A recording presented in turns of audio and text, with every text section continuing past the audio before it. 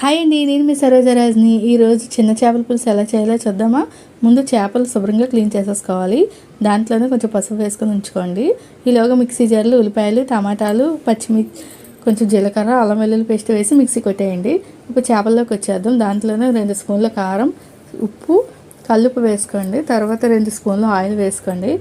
Oil, కారం కొంచెం non వెజ్కి ఎక్కువే పడుద్ది. మనం రెడీ చేసిన ఉల్లిపాయల పేస్ట్ ఉంది కదా, అది కూడా అందులో వేసి మ్యాగ్నేట్ చేసేయండి చేపల్ని. చూసారు కదా ఇలాగా.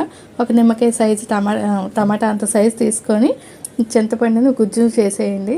ఆ పులుసు కూడా అందులో వేసేసుకొని స్టవ్ వెలిగించి బాండి పెట్టేయండి. 2 పచ్చిమిర్చి తీసి అందులో వేసేసుకోండి.